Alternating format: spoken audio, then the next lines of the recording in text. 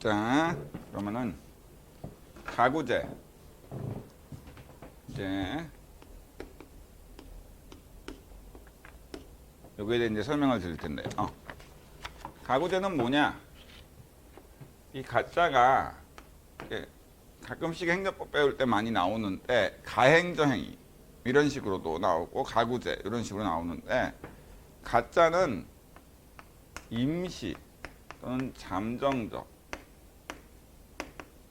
이라고 생각하시면 돼요. 그래서 시험 문제에서도 이제 당해산에서 A가 취할 수 있는 임시적인 권리구제수단을 써라 또는 잠정적인 권리구제수단을 써라 이렇게 하면 이제 그것이 가구제가 되는데 가구제라는 게 뭐냐?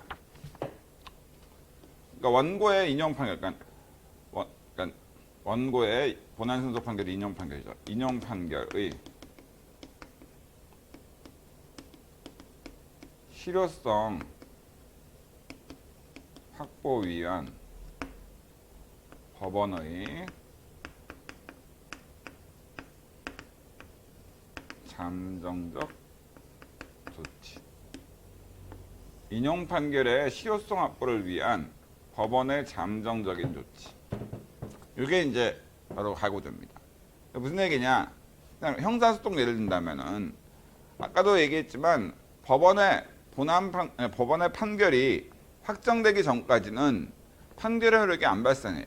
근데 검사가 이 사람이 이제 살인했다고 해서 형사소송을 제기했는데 기소를 했는데 그 형사소송에서 이제 본안 판결이 확정이 돼야만 이 사람이 그러니까 살인했다는 게 인정돼서 뭐 징역 20년이 선고되고 이것이 이제 대법원까지 가서 판결이 확정되면은 이제 20년을 살아야 될 효력이 발생하게 되는데 근데 이 사람이 형사소송 도중에 그 유죄 판결이 확정돼서 징역형이 굉장히 높게 나올 거라는 게 예측되니까 형사소송 도중에 뭐예요? 필리핀으로 넘어가서 숨어버리면 그럼 나중에 징역 20년 판결이 확정된다 한들 그 판결을 집행할 수 있는 방법이 없잖아.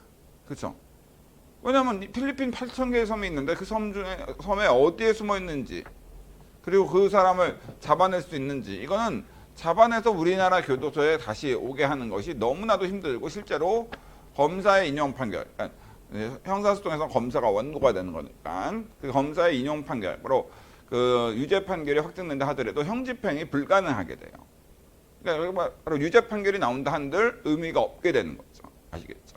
그러면 이런 인용 판결의 실효성 확보를 위해서 임시적으로 법원이 잠정적으로 어떤 조치를 취할 필요가 있어요. 그래서 이제 검사가 하는 것이 바로 뭡니까? 이 사람이 소송 도중에 도주할 우려가 있거나 또는 소송을 방해하기 위해서 소송 도중에 증거인멸할 우려가 있다. 그러면은 임시적인 가구제 수단으로 뭐예요? 구속영장을 신청을 하죠. 그럼 여기에 대해서 이제 법원이 그 도주 우려나 증거인멸, 그러니까 본안 판결이 유죄 판결이 확정되기 전에 이 사람이 도주할 우려가 있어서 본안 판결인 유죄 판결이 확정된다 하더라도 그 판결의 실효성 확보, 그러니까 이 사람을 징역형을 살게 하기 힘들다라고 판단되면 증거인멸 우려가 있거나 이러면은 구속영장을 발부해서 본안 판결이 확정되기 전에도 뭐예요? 이 사람을 교도소에 가두는 거죠. 우리가 이거를 이제 미결수, 그러니까 교도소에 가둬져 있는 사람들 중에 기결수라는 것은 본안 판결이 확정돼서 그 확정 판결의 효력으로 그 징역을 사는 사람을 기결수라고 한다. 미결수는 아직 본안 판결이 확정되지는 않은 상태인데 그래서 원래 징역형을 살아야 될 의무가 없는데 구속영장이라는 임시구제, 가구제 수단을 통해 가지고 임시적으로 교도소에 있는 사람들, 요거를 이제 미결수라고 얘기를 해요. 아시겠죠? 이제 그런 분들은 이제 구속영장이 발부됐으니까 임시적으로 교도소에서 이제 그 머물게 되고 교도소에 이제 감옥에 가는 거죠. 한마디로 얘기하면 갔다가 나중에 이제 만약 본안소송에서 형사소송인 본안소송에서 무죄 판결이 확정되면은 이제 풀려나고 그동안 구속된 기간 동안 형사보상을 청구할 수 있고 돈을 청구할 수 있고 만약 유죄 판결이 확정되면은 구속영장에 의해서 구속된 기간을 합산해가지고 이제 그 형을 살게 되고 이렇게 되는 겁니다. 그리고 이게 이제 가구제라고 보시면 돼요. 또 예를 들어서 민사소송으로 얘기한다면 친구한테 1,000만 원을 빌려줬는데 친구가 1,000만 원을 안 갚아. 그래서 1,000만 원 지급 청구 소송이라는 이행소송을 제기를 했어.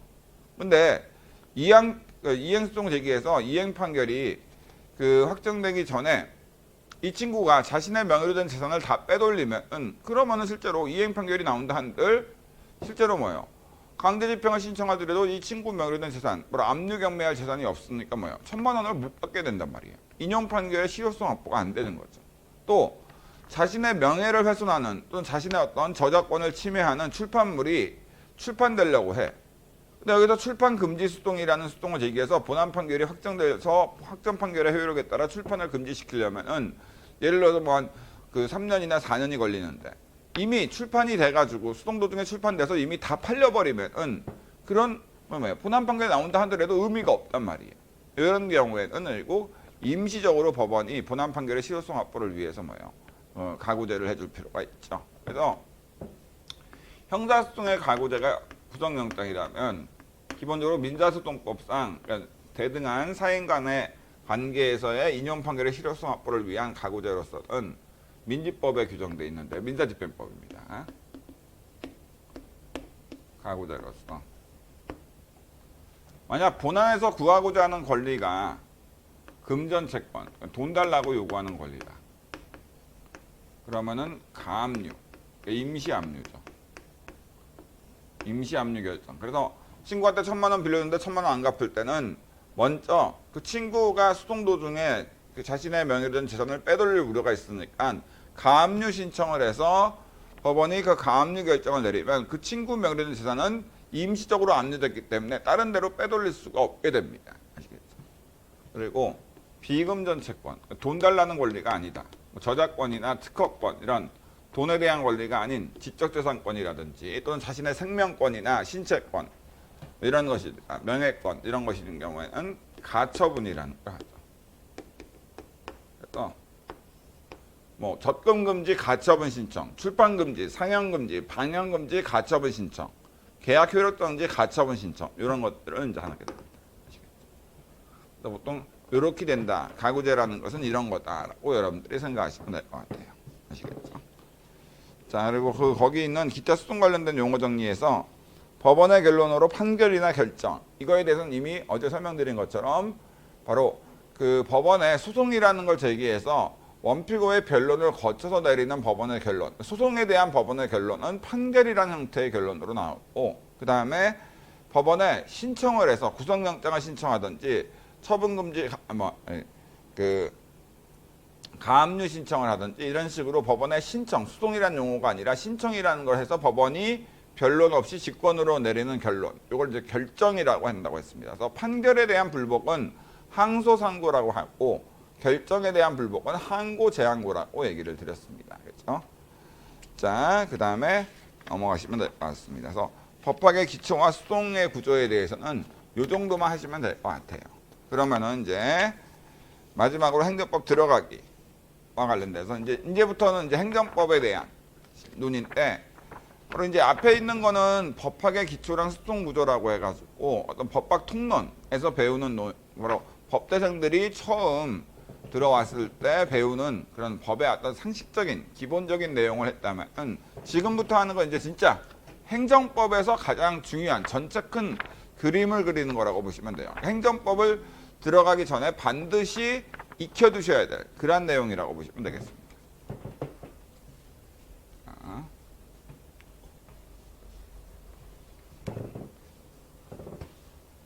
볼게요. 첫 번째, 이제 프린트에 있습니다만, 첫 번째가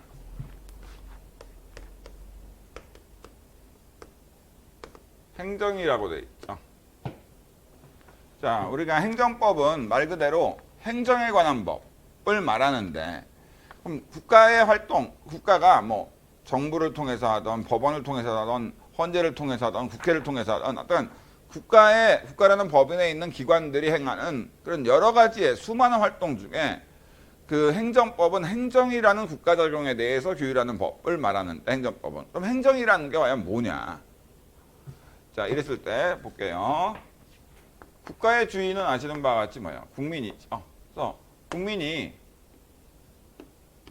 주인인 국민이 모든 국가 권력을 행사하는 게 민주주의에는 가장 부합하죠.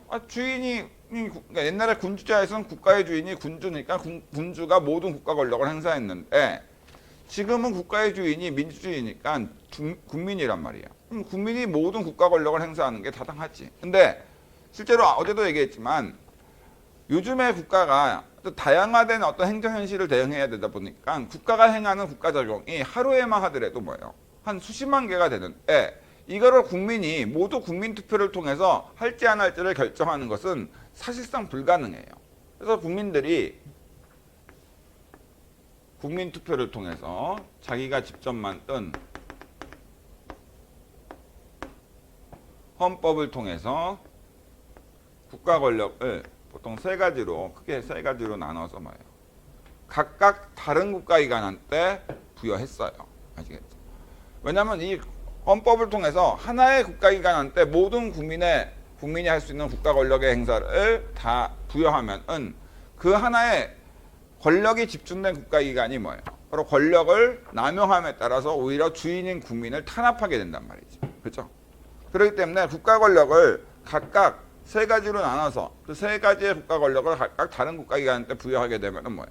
그리고 서로 다른 국가기관 간의 어떤 상호 견제를 통해서 뭐예요? 바로 그 독재로 흐르지 않게 돼서 국민을 탄압하지 않을 수 있게 되겠죠. 그래서 이것이 바로 우리가 뭐예요? 헌법에서 배운 권력분리 원칙이라 하죠. 그래서 권력분리 원칙이 왜 등장했는가? 바로 국민의 헌법상 보호되는 가장 기본적인 권리인 기본권을 보장하기 위해서. 바로 국가 권력을 너무 한 국가기관한테만 집중시켜버리면 독재로 인해서 국민의 기본권이 침해되니까 국민의 기본권을 보장하기 위해서 권력분리 원칙이라는 게 등장했다고 보시면 되겠죠. 그랬을 때 실질적 의미의 입법권, 입법을 할 수 있는 실질적 의미로 입법을 할 수 있는 국가 권력에 대해서는 헌법 40조를 통해서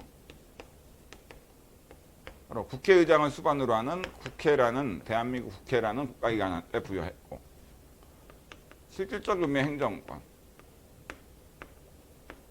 법집행권이라고도 하는 행정을 할 수 있는 국가 권력에 대해서는 헌법 66조 사항을 통해서 대통령을 수반으로 하는 대한민국 정부라는 기관한테 국가기관한테 부여했고, 실질적 의미의 사법권, 일대사는 입법행정사법할 때 이거죠. 바로 과거에 발생한 법률상 쟁송, 바로 과거에 발생한 사람과 사람 간의 권리 의무 다툼을 해결할 수 있는 국가 권력은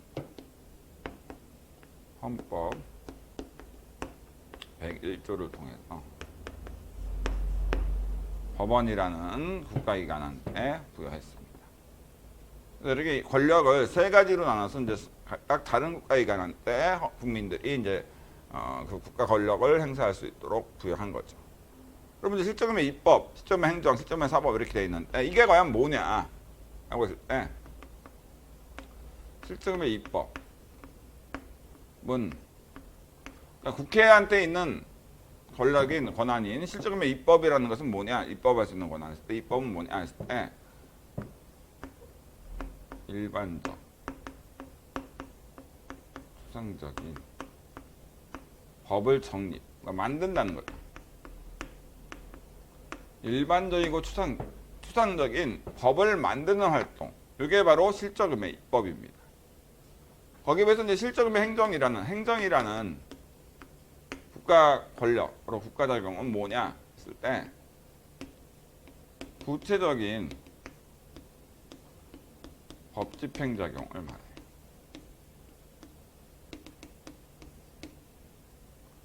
구체적인 법집행활동, 이게 이제 실적음의 행정입니다.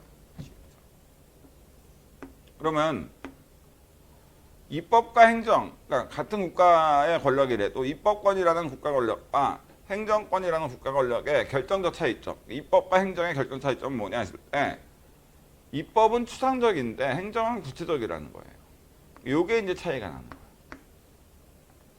그러면 추상적이 뭐고 구체적이 뭡니까? 여기에 대해서는 그러니까 그 추상적이라는 것은 이제 교수님들 기본서나 이런 데 나와 있는 거에 따르면 추상적이라는 것은 어떤 불특정한 사건에 대해서 장래 반복적으로 규율하는 것을 말하고, 구체적이라는 것은 어떤 특정된 사건에 대해서 일시적, 이례적으로 규율하는 것을 말해요. 근데 이렇게 얘기하면은 뭐 간단한데 실제로 실무에서 또 문제에서 추상적이냐 구체적이냐를 구별하는 게 쉽지가 않거든요. 그래서 이게 간단하게 여러분들이 이해하기 편하게 한다면 특별한 경우가 아닌 한 예외가 있긴 하지만 고유명사 이름이 들어가 있지 않다. 그러면 추상적 교율이 있고 고유명사 이름이 들어가 있으면 구체적 교율이라고 보시면 돼요. 아시겠죠? 예를 들어서 모든 아파트에서는 강아지를 키우지 말아야 된다 하고 고시를 했다. 그럼 이거는 추상적 교율일까 구체적 교율일까? 모든 아파트에서 강아지를 키우지 말아야 된다. 자, 이 교율은 추상적 교율로서 입법이 돼요. 왜? 아파트와 강아지는 고유명사 이름이 아니잖아. 압구정동 현대아파트, 메리종 해피 이런 게 이름이 있지 고유명사지. 아파트와 강아지는 보통 명사에 불과하죠. 그렇기 때문에 이거는 아파트에 거주하는 모든 불특정한 국민들한테 장래 반복적으로 계속 뭐예요? 바로 강아지를 키우지 말아야 될 의무를 부과하려는 거지 어떤 특정된 사건에 대해서만 일시적으로 규율하는 것이 아니고 추상적 규율로서 그러한 규율은 입법이 돼요. 거기에 비해서 예를 들어서 보건복지부 장관이 실제 이제 판례에서 변호사 시험에서 기출문제로 나온 사건 있죠. 보건복지부 장관이 약제급여 및 비급여 목록에 대한 고시를 했어. 근데 그 고시해 보니까 예를 들어서 타이레놀 본인 분담률 뭐 10%, 아스피린 본인 분담률 30% 뭐 이렇게 했다고 합시다. 그럼 이 고시는 구체적 규율로서 행정이냐 아니면 추상적 규율로서 입법이냐 했을 때 뭐예요? 바로 구체적 규율로서 행정의 개념에 해당하죠. 왜? 바로 타이레놀, 아스피린은 뭐예요? 고유한 약의 이름이잖아. 고유한. 진통제는 보통 명사일지 모르지만 타이레놀과 아스피린은 뭐예요? 고유한 약품의 이름이 있죠. 그렇기 때문에 어떤 타이레놀, 아스피린과 같은 특정된 약품에 대해서 일시적으로 규율하는 거지 장래 불특정한 사건에서 장래 반복적으로 규율하는 것은 아니란 말이죠. 그렇기 때문에 그런 거는 구체적 규율이 되는 겁니다. 이해되시겠죠? 판례도 그래서 그런 경우에는 뭐예요?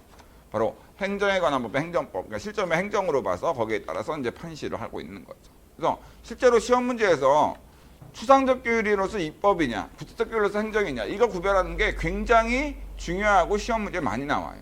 아시겠죠? 실제로 예전에 그 보건복지부 장관이 약사법에 근거해서 고시를 했는데 그 고시가 뭐였냐면 고시가 한 약사가 한의사의 처방전 없이 한약을 조제할 수 있는 방법에 대한 고시. 바로 한 약사가 한의사의 처방전 없이 한약을 조제할 수 있는 방법에 대한 고시를 했어.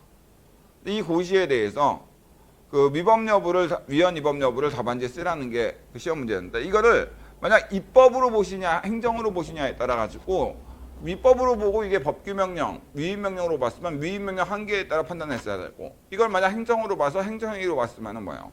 행정행위의 위법 판단 구조가 따로 있거든요. 그러니까 써야 될 내용이 완전히 달라. 만약 입법으로 행정으로 보셨으면 뭐예요?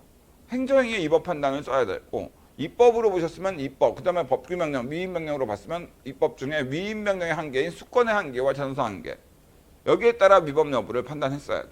아시겠죠? 근데 정답은 뭐였냐? 결국 입법이에요. 왜? 한약사가 한의사, 한약 조제 방법, 고유명사가 없잖아. 평강한의원 이런 것이 그죠? 이런 것이 이제 고유명사지. 요거는 뭐예요? 보통 명사잖아. 그러니까 바로 고유한 이름이 들어가 있지 않으므로 추상적 규율로서 장래 불특정한 사건들에 대해서 한약사들이 한의사 처방전 없이 조제할 수 있는 방법에 대해서 이렇게 딱 장래 계속 이 고시된 내용에 따라서는 처방전 없이도 조제할 수 있도록 해주는 거지 특정된 사건에 대해서 일시적으로 규율하는 게 아니죠. 그러니까 이런 것들은 뭐예요? 바로 실적음의 입법에 해당합니다. 그러니까 거기에 대한 통제는 입법에 대한 통제 수단이 되는 거죠. 아시겠죠? 거기서 한남대교 통행자 조치는 뭐예요? 한남대교를 지나려는 불특정한 다수인을 대상으로 하지만 어쨌든 뭐예요? 한남대교라는 고유한 명사가 들어가 있잖아. 그래서 한남대교라는 특정된 사건에 대해서만 규율하는 거지 불특정 다수인을 상대, 그러니까 그 인적 범위는 불특정 다수인이라는 일반인을 대상으로 하는 거지만 어떤 사건과 관련돼서는 뭐예요? 바로 한남대교라는 고유한 이름이 있는 특정된 다리에 대해서만 규율하는 거기 때문에 그건 구체적 규율로서 실적이면 행정이 되고 행정에 관한 법인 행정법, 도로법이나 도로교통법에 적용될 수 있게 됩니다. 아시겠죠? 그 다음에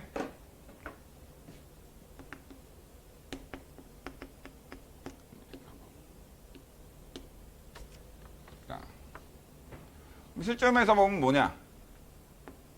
행정에 비해서. 행정과 마찬가지로 실점에서 법도 구체적인 법 집행작용이야. 왜냐면 실점에서 법을 할 때는 뭐예요? 고유한 이름을 가진 범죄인 또는 뭐 원고나 피고와 같은 고유한 이름이 있는 사람이 판결문이나 이런 데 나오잖아. 고유한 이름이 들어가 있으니까 당연히 구체적 비율인 건 맞아. 추상적 비율은 아니야. 단지 그럼 행정과 사법의 차이점은 뭐냐? 행정은 장래 사회 형성 활동이라면 사법은 과거에 발생한 법률상 쟁송 해결작용이다. 이게 이제 차이가 있죠. 그러니까 실적금의 행정은 장래 사회 형성을 위해서 하는 활동, 장래를 위해서 하는 활동이라면 실적금의 사법은 구체적인 집행행위라 하더라도 뭐예요? 과거에 발생한 법률상 쟁송, 사람과 사람 간의 구체적 권리 의무 다툼을 해결하는 활동입니다. 그러므로 경찰이라는 기관이 그 과거에 발생한 범죄 행위를 범한 범죄인을 체포하고 증거를 수집하는 활동, 바로 수사 활동이라고 하죠. 수사라는 활동을 했어, 수사 행위를.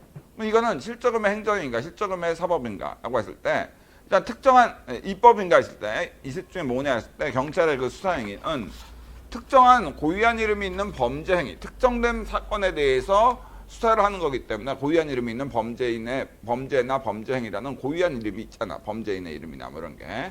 그렇기 때문에 범행도 있고, 그러니까 그렇기 때문에 약간 구체적 비율로서 행정 아니면 사법인데, 그것이 경찰이 수사하는 행위가 장래 어떤 사회 형성을 위해서 하는 거냐, 장래를 위해서 아니죠.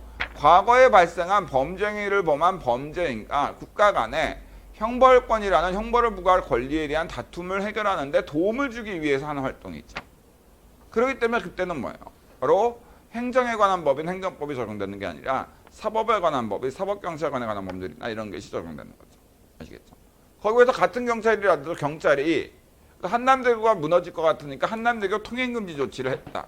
그때 그 통행금지 조치는 한남대교라는 특정된 대교에 대한 규율로서 구체적 규율, 고유명사 이름이 있으니까 이거지만 그것이 과거에 한남대교 통행금지를 한 것이 과거에 발생한 사람과 사람 간의 권리 의무 다툼을 해결하기 위해서 한 것이 아니라 장래 한남대교가 무너져서 사람들이 죽을 위험이 있으니까 장래 어떤 한남대교 붕괴로 인한 사람들의 생명 신체에 대한 어떤 위협을 제거하기 위해서 하는 활동이니까 장래 사용 형성 활동으로서 그거는 실적금의 행정에 해당합니다. 그러면 거기에 대해서는 행정에 관한 법인 도로법이나 도로교통법이라는 행정법이 적용이 되는 거죠. 이해되시겠죠? 자, 그래서 실제로 이제 행정이라는 것이 실적금의 행정이 무엇인가라고 했을 때 실적금의 행정의 핵심은 구체적으로 추상적인 법을 구체적으로 집행하는 활동인가 동시에 장래 사회 형성 활동이다. 이것이 이제 실적금의 행정이라고 여러분들 생각하시면 될 것 같아요. 아시겠죠? 자, 그리고 여기 밑에 이렇게 여러 가지 얘기가 있으니까 여러분들이 그 부분은 각각 읽어보도록 하시고, 그럼 이제 행정법.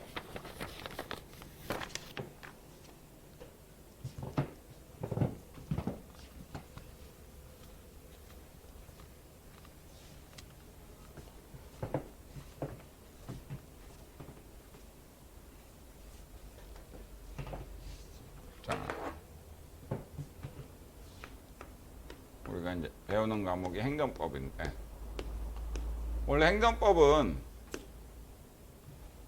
이제 공법보다 공법 내에 행정법이 포함되어 있는 건데, 우리가 행정법이라는 우리가 그 5급 공채 2차 과목에서 배우는 행정법이라는 과목에서는 행정법과 공법은 동일한 언어로 쓰인다고 보시면 돼요.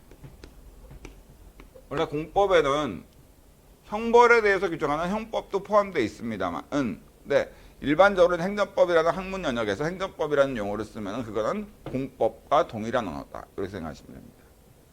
이런 행정법의 분류와 관련돼서 일단 형태에 따른 분류. 형태에 따른 분류로서 성문행정법, 불문행정법, 행정법, 공법도 어쨌든 형태에 따른 분류로 보면은 우리나라는 성문법 국가이기 때문에 문서나 문자화 되어 있는 성문행정법이 우선적인 행정법의 존재 형태고 공법의 존재 형태고, 그런 성문행정법으로 해결될 수 없는 그러한 불합리한 상황이 발생하는 경우에는 예외적으로 불문행정법, 문서나 문자화 되어 있지 않은 행정법이 인정됩니다. 그럼 성문행정법으로는 뭐가 있느냐? 일단 헌법이 있죠. 헌법은 가장 중요한 성문행정법이죠. 왜? 국민이 국민투표를 통해, 주인인 국민이 국민투표를 통해 만든 최상위의 법이니까. 그래서 예외가 있을 수 있습니다만 원칙적으로 헌법은 공법, 행정법, 바로 국가 등과 같은 우월한 그 행정주체와 국민과 같은 열등한 행정객체 간의 관계를 규율하는 법이지 대등한 여러분들과 여러분들 친구 간에 적용되는 사법이 아니에요. 그 때문에 그래서 얘기했지만 헌법 11조는 평등권을 규율하고 있어. 근데 여러분들이 친한 친구한테는 100원에 팔고 똑같은 어떤 그 책에 대해서 친한 친구한테 100원에 팔고 안 친한 친구한테는 뭐예요? 1000원에 팔았다. 차별했죠. 그렇더라도 합리적 차별 사유가 없다 하더라도 그건 뭐예요? 위법한 행위는 아니에요. 왜? 헌법 11조 평등권은 국가 등과 국민 간의 관계에서만 적용되는 행정법, 공법이지 여러분들과 여러분들 친구 간의 관계, 대등한 사인상호 간에 적용되는 사법이 아니에요. 아시겠죠? 그 다음에 법률. 물론 당연히 모든 법률이 성문 행정법은 아니죠. 왜냐하면 민법이나 상법이라는 이름을 갖고 있는 법률은 사법이고 형법이나 무슨 처벌에 관한 법률이라는 이름을 갖고 있으면 그거는 형법이 되죠. 단지 그 외에 나머지 이름을 갖고 있으면 특별한 경우 아닌 한 행정법이라고 보시면 될 것 같습니다. 그 다음에 국제법이라고 해서 국가 간에 체결된 국제조약이나 일반적으로 승인된 국제법규가 있는데 그것도 우리나라에서 성문, 문서나 문자화되어 있는 행정법으로 인정되지만 실제 뭐 시험 문제 나오는 경우는 없고. 그다음에 법규명. 법규명령은 행정부가 만든 성문법, 그러니까 명령을 얘기하는데 여기에는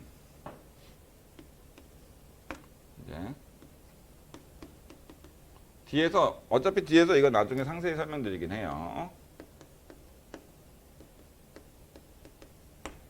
법률 대위 명령과 법률 종속 명령이 있습니다. 그래서 법률 대위 명령은 이건 뭐냐면은 국회가 만든 법률과 똑같은 효력을 지닌, 그러니까 행정부가 만드는데 국회가 만든 법률과 똑같은 효력을 지니는 그러한 성문법을 법률 대위 명령, 법규 명령 중에, 그러니까 법규 명령은 행정부가 만든 성문법인데 행정부가 만든 성문법 중에 국회가 만든 법률과 똑같은 효력을 지니는 이러한 성문법을 법률 대위 명령이라고 해요. 이 법률 대위 명령에는 실무상 헌법 76조에 긴급 명령 등이 있다고 보시면 됩니다. 그러니까 극단적인 예를 든다면 나중에 이제 보시면 알겠지만 나중에 뭐 기본 강의나 이런 거 들으시면 알겠지만 그 예를 들어서 지금 그 러커가 침입을 했어. 러커가 지금 그 국회 주변을 버러워하고 있어. 그래서 이제 지금 스캔이 있는데 스캔을 써서 이제 그 러커를 잡아내려면은 스캔을 쓰는 게 워낙 에너지가 많이 드는 중요한 영역이기 때문에 국회가 만든 법률의 근거가 있어야만 스캔을 사용할 수 있는데 지금 국회가 스캔에 관한 법률을 만들지 않은 거야. 스캔을 쓸 수는 있는데. 그러니까 이제 국회의원들이 법률을 만들기 위해서 국회로 들어가는데 러커가 다 버러워했으니까 공격해서 다 국회의원들이 죽었어. 그럼 뭐예요? 지금 스캔은 있고 스캔을 써야 되는데 단지 법률이 있어야만 스캔을 쓸 수 있는데 국회가 법률을 만들 수 없는 급박한 상황이야. 이런 경우에는 대통령이 국가 긴급 상태인 경우에는 국회가 법률을 만들어줘야 되는데 법률이 없다. 이런 경우에는 뭐예요? 바로 헌법 76조에 따라 스캔에 관한 긴급명령을 발동합니다. 그러면 그 긴급명령은 국회가 만든 법률과 똑같은 효력이 있기 때문에 스캔에 관한 법률이 만들어진 거야. 그래서 이제 스캔을 사용해서 뭐예요? 바로 이제 그 러커를 다 제압할 수 있게 되는 거죠. 이거는 국가 긴급 상태에서만 발동되는 것이고 하기 때문에 통치행위에 해당한다고 봐서 법원의 수동 대상, 헌재 헌법 수동 대상이 되느냐 여러 가지 논의가 있어요. 근데 이런 부분에 대해서는 헌법에서 오히려 좀 더 자세하게 배우니까 헌법에 맡기면 될 것 같습니다. 아시겠죠? 법률 종속 명령. 일반적으로 법규 명령하면 국회가 만든 법률보다 하위의 성문법인 법률 종속 명령을 얘기하거든요. 그래서 헌법 75조에 의해서 대통령이 제정하는 대통령령, 보통 시행령이라고 하죠. 그 다음에 헌법 95조에 의해서 국무총리가 제정하는 총리령이나 행정갑부 장관이 제정하는 부령, 총리령 부령. 이거를 보통 실무적으로 시행규칙이라고 하죠. 도로교통법 시행령, 도로교통법 시행규칙. 이렇게 시행령이나 시행규칙은 헌법 75조에 의해서 대통령이나 행정부가 만든 성문법으로서의 대통령령을 말하고, 시행규칙은 보통 형식적으로 실무상 쓰이는 시행규칙은 헌법 95조에 의해서 국무총리나 행정갑부 장관이 만드는 그런 어떤 총리령 부령을 보통 시행규칙이라고 합니다. 자, 됐고요. 그 다음에 조례와 규칙. 여기서 조례와 규칙이다. 이 조례는 지방의회가 만드는 성문법, 이걸 조례라 하고, 규칙은 지방자치단체 장이나 교육감이 만든 성문법. 그러니까 서울시장 규칙, 서울시 교육감 규칙, 때 그것이 규칙입니다.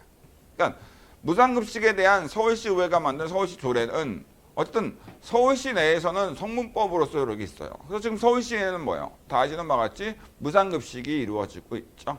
그렇죠? 자, 그리고 그거는 뭐 좋은, 당연히 무상급식 해야지. 밥, 애들, 그리고 잘 먹여야지, 애들은. 애들은.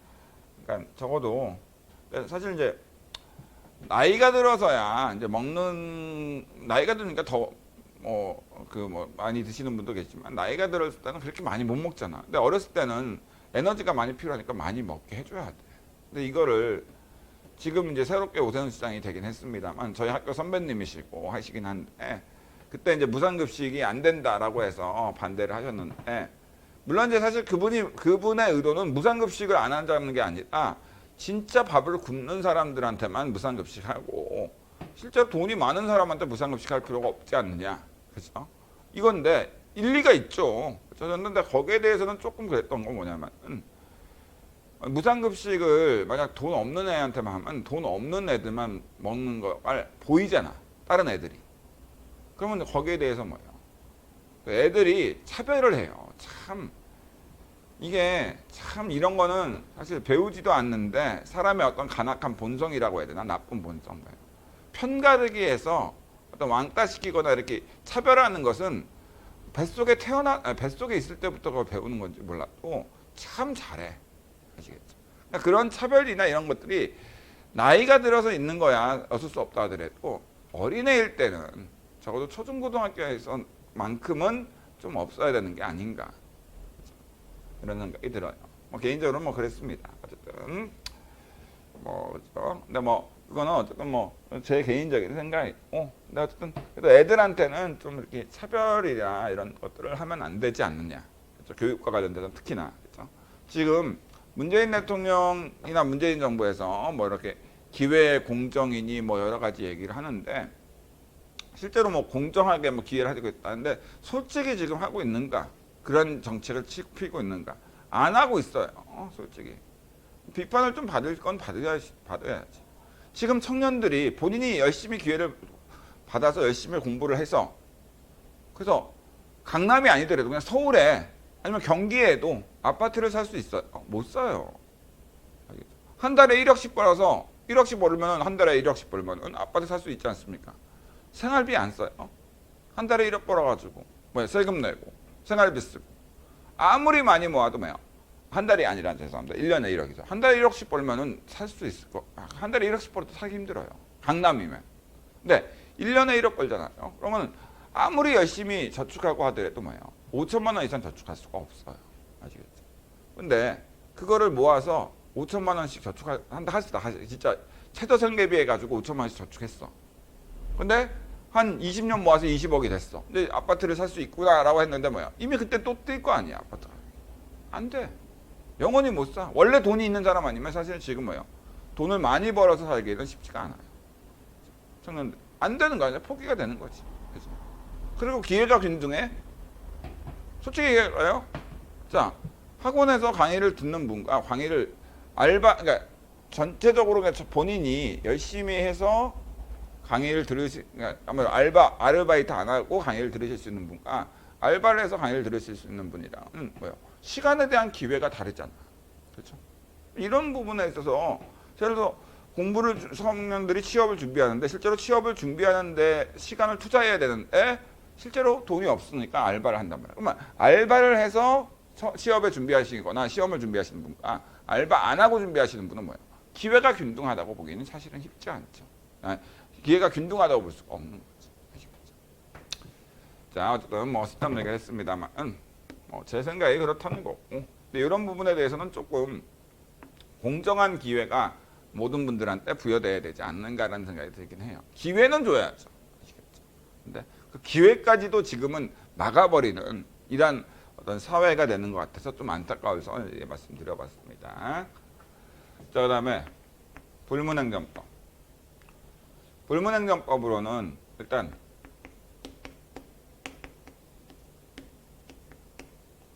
관습행정법. 조상대로 내온 관습이 법으로 인정되는 건데 큰 의미 없고. 근데 불문행정법 행정법에서는 헌법에 기반을 둔 행정법의 일반 원칙이라는 것이 있어요. 굉장히 중요한 부분이고 시험 문제 많이 나오는데 뭐 비례 원칙, 평등 원칙, 부당결분기 원칙, 자유구조 원칙, 신뢰보호 원칙, 뭐 신의성실 원칙, 실권의 법리 이런 것들이 있는데 이런 것들이 예전에는 그 불문행정법으로만 인정되는데 지금은 행정기본법이라는 법률이 제정돼서 이러한 내용들이 성문화도 돼 있다라고 생각하시면 될 것 같습니다. 그 다음에 맨 마지막 도리는 뭐 사물의 본질적 법칙 정의라고 했는데 이미 앞서 얘기한 것처럼 뭐예요? 법학의 기초특강에서 얘기한 것처럼 실제 판례 사안에서도 생명신체에 대한 중대한 위협이 존재하는 이러한 경우에는 국민의 생명신체에 대한 위협이 존재하는 경우에는 법률에서 경찰권 발동할 수 있다고 재량으로 돼 있다 하더라도 조리에 의해서 발동해야 될 기소 의무가 발생하고 발동 안 했으면 조리 위반의 법령 위반을 인정하고 있다. 이렇게 여러분들이 생각하시면 될 것 같아요. 아시겠죠? 자, 그러면은 됐고 이제 행정법을 형태에 따라 분류하면 이렇게 되고 내용에 따른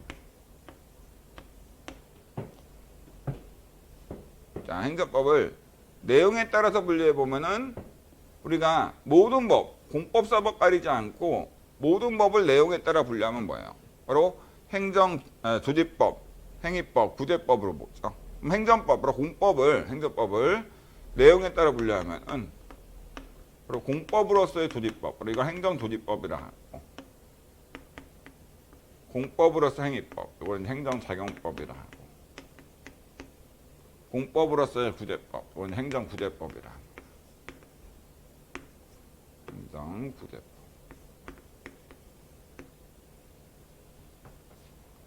그럼 이제 가장 중요한 건 이제 행정작용법인데요. 그럼 행정작용법이 뭐냐? 자, 원래 행위법은 사람과 사람 간의 권리 의무를 규율하는 법. 이게 행위법인데, 행정작용법. 그러니까 공법으로서 행위법은 뭐냐? 사람 중에 행정주체라는 사람과 이건 다 어떤 의미인지 설명드릴 거예요. 행정객체라는 사람.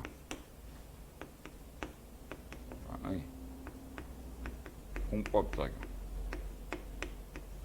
그러니까 공법 영역에서의 모든 행위, 형벌을 제외한 공법작용에 대한 권리 의무 규율하고 있다. 행정주체와 행정객체 간의 공법작용과 관련된 권리 의무에 대해서 규율하고 있다. 그러면 그것이 바로 행정작용법입니다.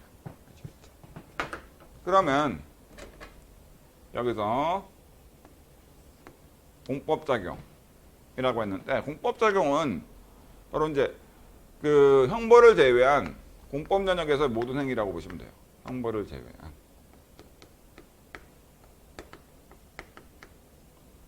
공법 영역에서 모든 행위.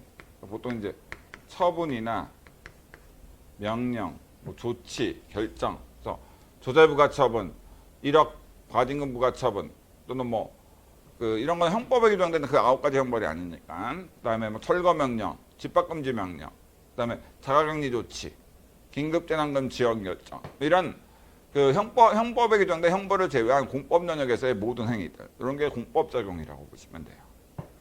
그러면은 여기서 이 행정주체가 뭡니까? 행정주체는 잠깐만요. 바로 강학상 개념, 그러니까 학문상 교수님들이 강의와 학문에서 얘기하는 개념으로서 실무상 쓰는 용어는 아니에요. 그러니까 행정주체는 강학상 개념으로서 얘기하면 되게 복잡한데 여러 가지로 얘기하면 학문적으로 얘기하면 복잡한데 여러분들 이렇게 보시면 될 것 같아요. 공법에 의해 행정법에 의해서 공법 작용 하는 사람, 공법에 의해서 공법 작용을 하는 사람, 이게 이제 강학상 행정주체다. 그러므로 아무리 국가라 하더라도 민법이라는 사법에 의해서 사법 적용을 한다. 그러면 그때는 국가는 행정주체가 아니라 뭐예요? 사법인, 사인이 되는 거예요. 그러니까 행정주체가 되려면 실무상 어떤 용어로 쓰이던 간에 당연히 그 사람이어야 돼. 일단 권리를 가질 수 있는 사람이 공법에 의해서 공법 적용을 하는 사람만이 행정주체가 돼요. 예를 들어서 대한변호사협회라는 법인이 공법인 변호사법에 의해서 징계 사유가 있는 변호사들한테 자격정지 처분이나 자격취소 처분이라는 공법 작용을 한다. 그럼 그때 대한변호사협회는 바로 공법인 변호사법에 의해서 자격정지 처분이라는 공법 작용을 하는 사람에 해당하기 때문에, 왜냐하면 대한변호사협회는 법인이거든요. 그렇기 때문에 행정주체가 되는 겁니다. 아시겠죠? 일단 공법에 의해 공법 작용하는 사람이어야 돼, 당연히. 사람이 아니면 또 행정주체가 안 돼요. 아시겠죠? 근데 이런 공법에 의해 공법 작용을 하는 사람인 행정주체에는 누가 있느냐? 일단 국가가 있죠. 대한민국은 대부분 행정작용법에 의해서, 바로 공법에 의해서 공법작용을 대한민국이라는 행정주체가 보통 해요. 행정청을, 국가의 손발에 해당하는 기관을 통해서 바로 대한민국이 대부분의 공법작용을 한다고 보시면 돼요. 근데 그거 외에 공법에서 대한민국 외에 공공단체라고 해서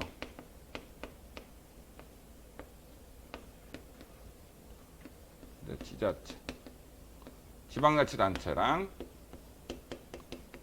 기타 공법상 법인, 그다음에 국가와는 독립된 공공단체로서 지방자치단체와 기타 공법상 법인이 이제 공법에 의해 공법 작용하는 경우에는 행정주체가 되기도 합니다. 국가와는 독립돼서.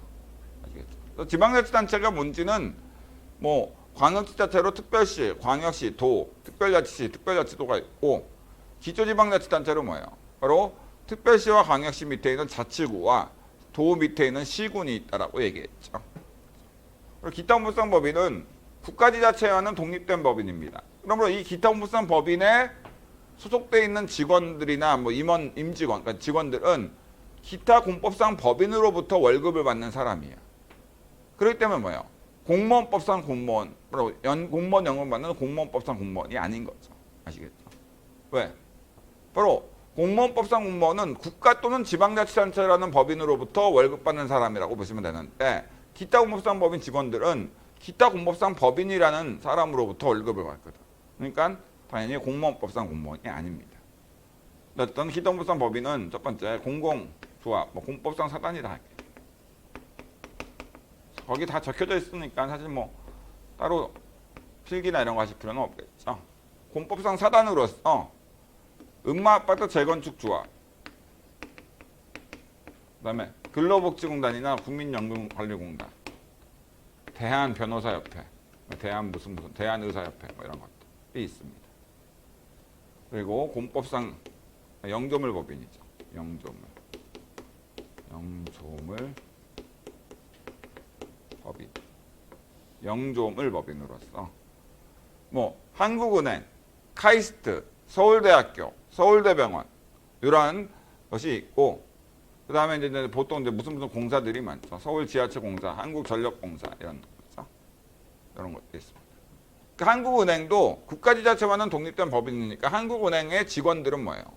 한국은행이라는 법인으로부터 월급 받으니까 뭐예요? 공무원법상 공무원 아닙니다. 그다음에 뭐 공법상 재단이라고 있는데 큰 의미는 뭐. 그다음에 이제 공모수탁사인. 라고 해서 이거는 원래는 그냥 일반 사기업체 근로자, 뭐 사인이야. 그냥 일반 사인인데 예외적으로 공법에 의해서 공법 작용을 할 수 있는 권한을 부여받아서 사인이라는 사람이, 그러니까 사람이 그 인이 공법 작용을 하는 거야. 그래서 이거를 공무수탁사인이라고 합니다. 예를 들어서 그 항공기 내에서 테러나 어떤 그 여러 가지 어떤 그 폭동이나 어떤 위험한 어떤 행동이 한 사람이 발생을 했을 때 당연히 그런 걸 테러 진압이나 이런 공법 작용을 국가라는 법인이 자신의 어떤 기관인 경찰관을 통해서 해야 되는데 그 항공기 내에 경찰관이 타 있지가 않는다. 이런 경우에는 결국 항공법이라는 공법에서 기장이라는 그 아시아나항공기 기장하면 뭐야? 그냥 아시아나 아시아나라는 그 주식회사로부터 월급 받는 사기업체 근로자 사인에 불과한데 아시아나항공기 그 기장이라는 사람한테 뭐예요? 바로 항공법이라는 공법에 의해서 테러 진압이나 이런 경제권 발동이라는 공법 작용을 할 수 있는 권한이 부여돼서 그 기장 명의로 뭐예요? 바로 경제권 발동, 기장이 이제 경제권 발동을 하게 됩니다. 그 범위 내에서 기장은 뭐예요? 비록 일반적인 사기업체 근로자인 사인에 불과하지만 공법인 항공법이라는 공법에 의해서 공법 적용, 경제권 발동 같은 공법 적용하는 사람이기 때문에 바로 뭐예요? 행정주체, 공법에 의해 공법 적용하는 사람으로서 행정주체가 되는 거죠. 아시겠죠? 그래서 항공기 내에서 무기나 장구, 그러니까 수갑이나 이런 포승줄 같은 걸 사용할 수 있는 사람은 유일하게 항공기 내에서는 기장만이 가능하게 되는 겁니다. 아시겠죠? 자, 그렇게 보시면 돼요. 그리고 행정객체는 바로 공법작용에 상대방을 얘기해요.